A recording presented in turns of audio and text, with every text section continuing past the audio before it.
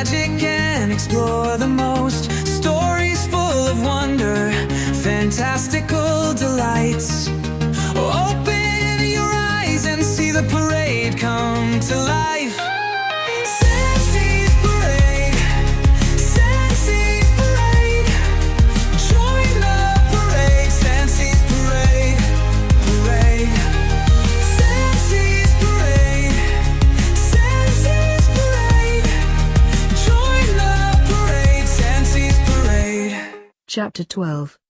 Marching through the night. By the light of morning, Van Helsing, Cal, and Frankenstein could see that they were getting close to Budapest, a city nestled in a lush valley and split in half by the blue Danube River. Even from a distance, Van Helsing noted that it was as magnificent as it was ancient. Founded at the beginning of Christendom by the Romans, Budapest retained part of each period of its history. The towers and battlements of castles, as well as the spires of churches, interspersed with modern houses and palaces. Van Helsing also marveled at the giant by his side, Frankenstein.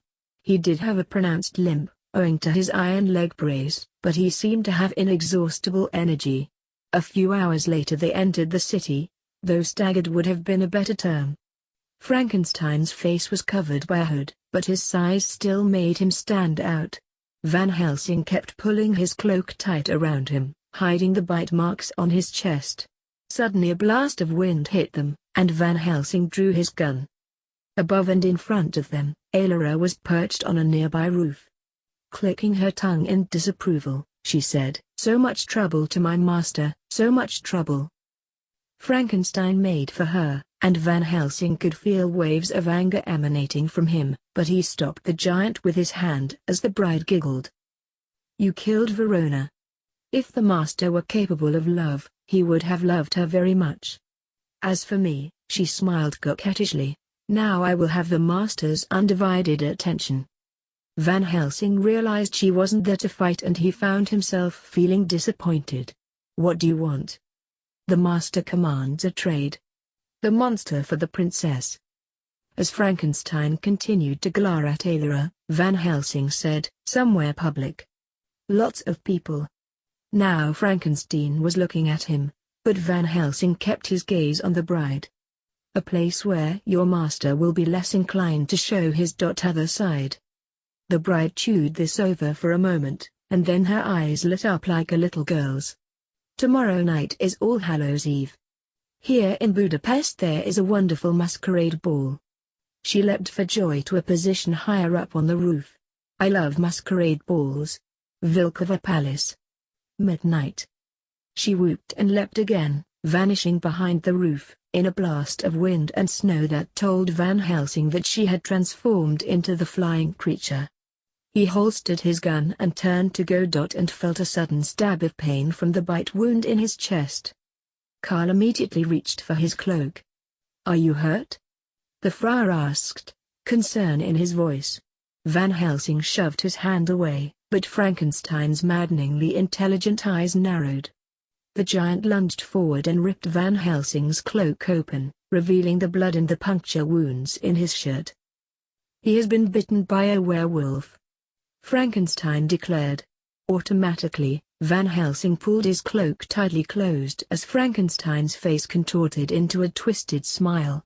"Now you will become that which you have hunted so passionately." "Maybe so, but there is something I have to do before that happens," Van Helsing thought. He drew the blowgun from his cloak and looked at Frankenstein. "I'm sorry." "May others be as passionate in their hunting of you," Frankenstein responded, his face a heartbreaking mixture of anger and sadness at this sudden betrayal. They had to hire a horse and cart to move Frankenstein, throwing a canvas sheet over his body to keep suspicion to a minimum. After purchasing new clothes and a few other things they needed, Van Helsing and Karl drove the cart to the palace, hiding themselves in the royal graveyard. They found a mausoleum big enough for their needs and waited there.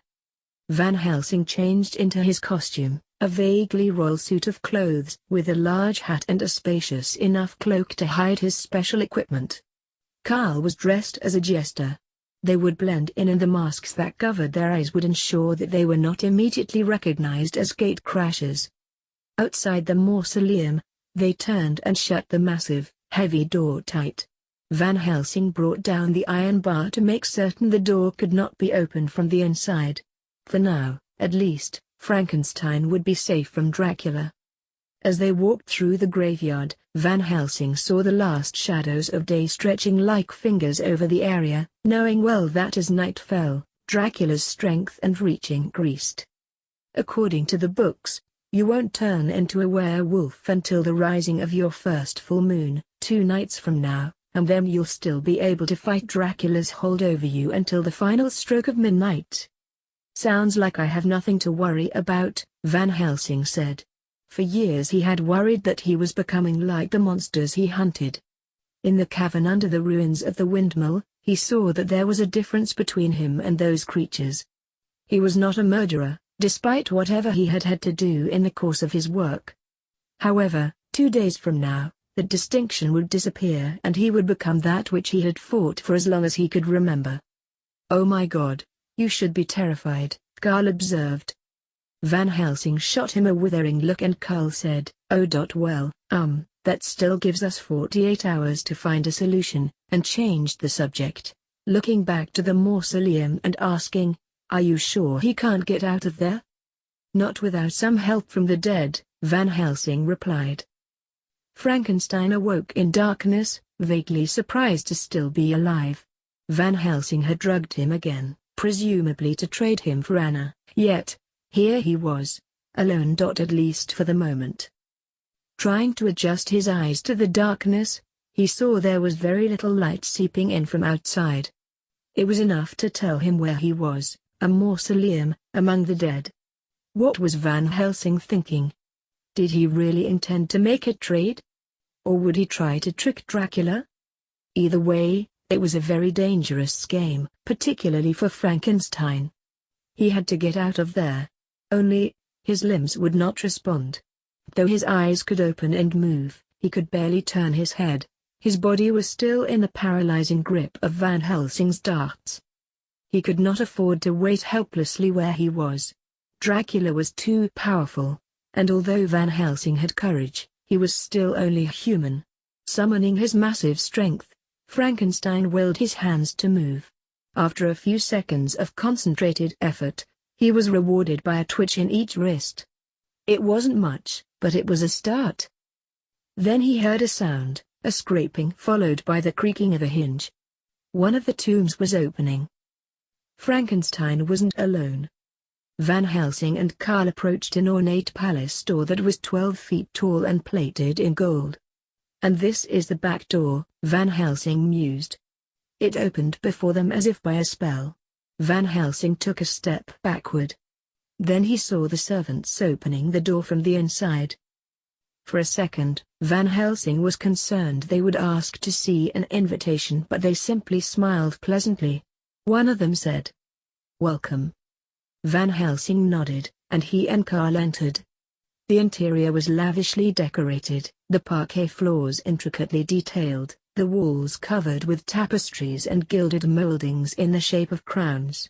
The furniture was antique and Van Helsing recognized several periods of European history. People came and went in the hallway, most donning masks and costumes, although some merely wore dark robes. No doubt they were the very richest of Hungarian and pan-European nobility. The entire scene smacked of unbelievable wealth and decadence. Van Helsing and Carl followed the crowd toward 2 great doors that swung open as they drew near, revealing an impressive grand ballroom full of revelers. At least he and Carl could remain anonymous in this sea of hidden faces. There was an orchestra playing a musical piece he didn't recognize. It must have been a fairly recent composition from a local composer. There was something odd about the music, a touch of dissonance that buzzed in Van Helsing's head. Perhaps it was the werewolf venom working its way into his system. Gypsy street performers, jugglers, fire-eaters and tightrope walkers and high-wire acrobats. A very peculiar scene, but then again, Van Helsing had never been to a masquerade ball in Budapest before. At least, not that he could remember. "Well, This is different, Carl said, gawking at their surroundings. Dracula must have something up his sleeve, Van Helsing said thoughtfully. So, in situations like this, do we have a solid plan? Or do we just improvise? Carl asked. A bit of both, actually. They stepped up to large banquet tables. They were full of every kind of food Van Helsing could think of, and many dishes he had never seen before. The two inhaled deeply. Smells wonderful, doesn't it? Carl said.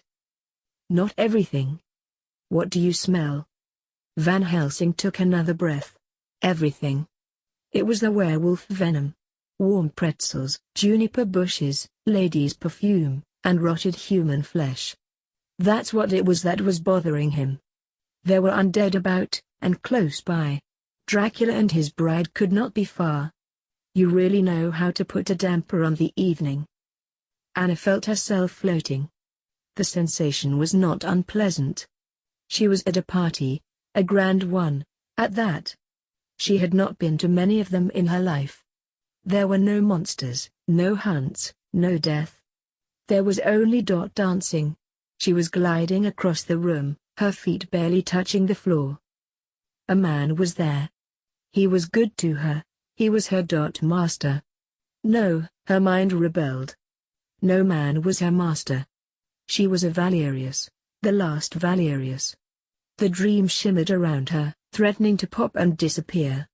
Part of her didn't want it to, even as another part of her knew she needed to be somewhere else, to do something important. The man in the dream kissed her and she awoke. In the hands of a monster, the one her family had been hunting for centuries. And they were dancing.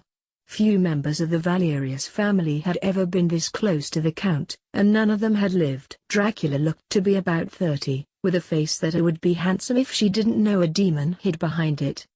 His eyes were dark, cold, and lifeless. An earring and long brown hair tied back behind his head completed his sinister aspect. Dracula spun her on the dance floor and said, "How does it feel to be a puppet on my string?" Revulsion filled her.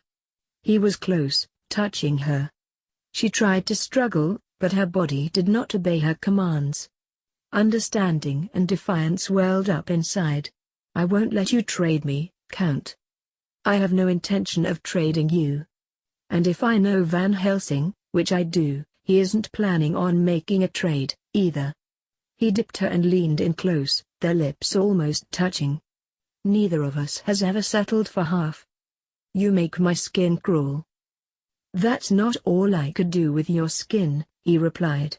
Dracula took a position behind her, gently caressing her neck. He moved in and she could feel his breath on her neck. He could bite her at any moment, take her life, make her like him. She wanted to pull away, but part of her wanted him to do it, wanted to feel the power that he felt. It would be as easy as giving in to him, a moment of submission for many lifetimes of power. She shook her head. He was doing something to her, working his will on her. Suddenly, Aylara pulled Anna away. "My turn," she said. As they danced, Anna felt the woman's skin, soft and cold. Anna watched Dracula smile at them. At random, he grabbed a passing woman, and bit viciously into her neck. There was so much noise and movement that no one but Anna seemed to notice. The view from the second-floor balcony was much better. The dance floor was crowded, making it hard to see more than a few yards in any direction, but from here Van Helsing was able to find Anna almost immediately. She was dancing with Dracula's one remaining bride, and the implications of that gave him a chill. What were the Count's plans for her? Van Helsing had no illusions that Dracula would ever honor a trade, but he had assumed the Count planned merely to kill her. This looked much worse. "There they are," Carl said. "Something's not right," Van Helsing replied. "Yes, they're both trying to lead," Carl observed. "Not that," Van Helsing said, catching sight of Dracula watching the two women with clear pleasure on his face. Apparently, Dracula knew him from the past, but how well had they known each other? Well enough for Dracula to predict his next move? They would find out soon enough. Looking below, Van Helsing finally saw what he was looking for. "Kyle," he said. "Yes. I have a plan." That might have been something of an overstatement, but it was a start. Ayla's voice in Anna's ear was soothing and pleasant. "It's the little things in life that I love. Like that last look in my victim's eyes just before they die." Anna tried to pull away, but she was still under Dracula's influence. Nevertheless she tried, the effort of battling his will showing on her face. Her predicament seemed to amuse Ayla, who leaned down and licked her on the cheek. "I won't let the master take you, Anna." Ayla's canines grew, becoming terrifying fangs as Anna watched in horror. All at once the blood drained from the bride's beautiful, flushed face. "I want him all to myself," she whispered. Anna's eyes widened, but she could not break free of either Dracula's will or Ayla's grasp. The bride was ready, it would be only seconds now. And that was when Dracula cut in, giving Ayla a warm smile. "You look famished, my dear. Go get yourself a bite." Ayla scowled as the Count spun Anna around, over to a mirrored wall. "Don't we make a beautiful couple?" he remarked, gesturing at the looking glass. Anna could see herself, but Dracula cast no reflection. "I'm looking for a new bride, Anna. Someone strong and beautiful." In the mirror, it looked as though Anna were dancing alone, being dipped, spun, and twirled by an invisible force. "All it takes is one bite from me," he said, pulling her tightly to him, their chests crushed together. "You have no heartbeat," she said. "Perhaps it just needs to be rekindled," he answered pleasantly. He leaned in for a kiss, but Anna angrily turned her head away. The air changed around them and Anna sensed that Dracula was tiring of the game they were playing. At any moment she was afraid she would feel his mouth on her. From the balcony, Van Helsing watched Carl work his way through the crowd. He could feel Dracula getting ready to make his move. Finally, the friar was close enough to see Anna and the Count. Even Carl seemed to sense something and moved more quickly. A nearby fire eater tilted his head up and away from the others, getting ready to perform his trick, then lifted the torch to his mouth. Carl sidled up and gave him a quick, hard shove. As he fell forward, the fire eater blew flame across the back of Dracula's cape. Now it was Van Helsing's turn. Jumping over the railing of the balcony, he landed on a high wire that had been used by one of the performers. He didn't remember any wire training in the last 7 years, but his instincts told him that he would be all right. He took a step forward, and then another, until he was practically running across the wire. Reaching out with his knife, he slashed another stray wire nearby, grabbing it and swinging down into the crowd as tightrope walkers fell all around him. Furious, Dracula grabbed the fire eater and tossed him clear across the ballroom. Good, the Count was distracted. As Van Helsing swooped among the dancers, he saw Anna rushing toward him. He grabbed her around the waist as he passed by and they swung together up into the air, landing on a balcony on the other side of the ballroom and quickly skidding to a stop. Van Helsing spared a moment to look down. The crowd was looking up at them, and then in unison the entire party removed their masks. Their eyes went yellow, their skin white, and fangs grew long in their mouths. "Vampires," he thought as they all hissed at him. "A lot of vampires." Dracula smiled up at Van Helsing. "Welcome to my summer palace." That was when Van Helsing's plan really went to hell. A side door burst open and a group of undead charged in, carrying Frankenstein over their heads. The giant was chained tightly and bellowing furiously. A deformed little man sat astride Frankenstein's chest. "We have him, master. We have him." Dracula gave an evil laugh of triumph. Gesturing to Van Helsing and Anna, he said to his followers, "Enjoy yourselves." The entire crowd rushed forward, shrieking like banshees. Anna was already moving. Turning to a nearby decorative suit of armor, she ripped the arm off, sticking her hand down the sleeve and into its metal glove, which was attached to a steel mace bristling with spikes. Van Helsing didn't know how much good the weapon would do them, but the princess had a pleased look on her face. He yanked her into the hallway and they started running. "Where are we going?" Anna asked, following him.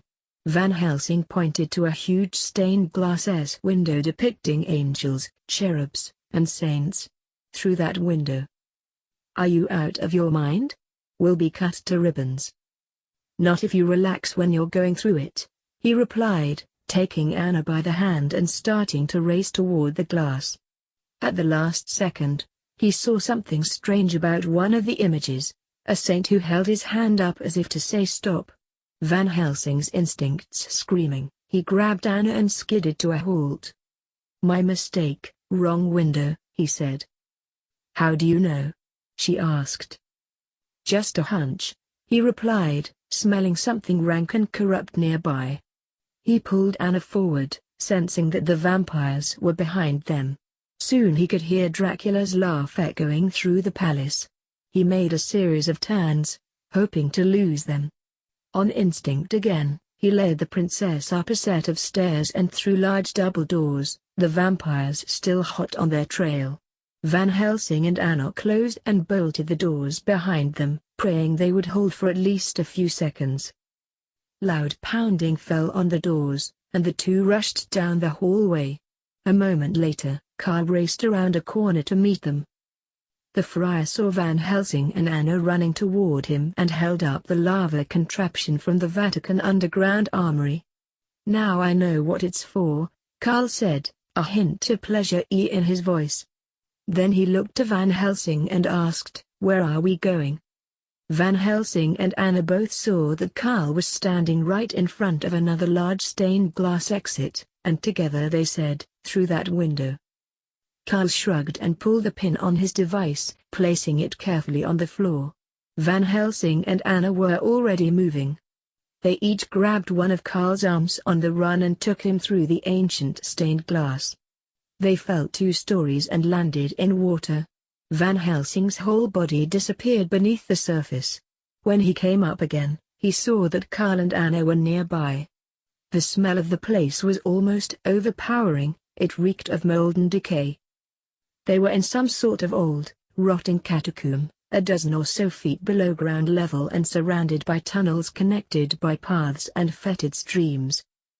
A sudden explosion of light came from the palace above them. A moment later, gouts of flesh and gore dropped all around them. The stench was terrible, and Van Helsing thought vampires smelled bad when they were all in one piece. "Cal, you're a genius," Van Helsing remarked. The friar was looking a little worried about what he had just witnessed. A genius with access to unstable chemicals. There was more noise behind them and he realized that both his hearing and sense of smell felt as if they had increased in power many times. He turned to see a long boat with Dracula's assistant yelling commands to a dozen or so of those terrible Dwuggy and Frankenstein chained to the mast of the boat. Without even a glance at his companions, Van Helsing swam after the boat. The man and the Dwuggy dropped their oars in the water and began to row. Van Helsing swam faster. The long boat was moving rapidly out of the tunnel and into a larger river. As they passed, a huge iron gate started to drop down behind them. Van Helsing could see the misshapen human patting Frankenstein on the head and leaning down to talk to him.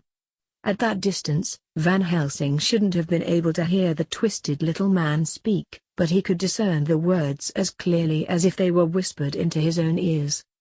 "Say goodbye to your friends," Dracula's servant said in a soothing voice. Frankenstein bellowed in pain and frustration. Igor continued, "Because where we are taking you, only God and the devil know." Van Helsing tried to will himself to move faster. It would be close, very close. And then the gate slammed shut in front of him, cutting him off from the longboat and from Frankenstein. The boat was only a short distance away, but it might as well have been a league. Frankenstein's face was a mask of helplessness and hopelessness, a man forlorn who had been hunted by humanity, only to fall into the hands of something much worse. "I'll find you!" I'll get you back and set you free. "I swear to God," Van Helsing called out. A huge dark shadow swooped past, its talons scraping across the metal grating. Sparks flew in front of him. Dracula. God hasn't helped you in years, Van Helsing. Why should he start now? Van Helsing heard Dracula's remaining bride laugh as he watched the two dark shadows fly away. Anna and Carl ran to his side and he felt the princess's hands on him. Come on, we've got to beat them back to Castle Frankenstein, she said. He whirled around and started moving. Yes, I've got to save that creature, he said. From behind him he heard Carl say, Van Helsing. He turned to see the friar still staring out through the gate. I cabled Rome earlier to apprise them of our situation. The hairs on the back of his neck automatically went up, and suspicion rose inside him. And what did they say? Carl turned to face him, an act that took some effort. Even if you do somehow kill Dracula. Rome orders you to destroy Frankenstein as well. His anger rose quickly. He isn't evil, he breathed. Yes, but they said he isn't human, either, Carl replied. Furious, Van Helsing closed in on Carl. Do they know him? Have they talked with him? Who are they to judge? They want you to destroy him so he can never be used to harm humanity, Carl said, backing away. Van Helsing grabbed Carl by the throat and lifted him off his feet, barely resisting the urge to squeeze him. And what of me? Did you tell them what I am to become? Did they tell you how to kill me? The correct angle of the stake as it enters my heart? The exact measure of silver in each bullet?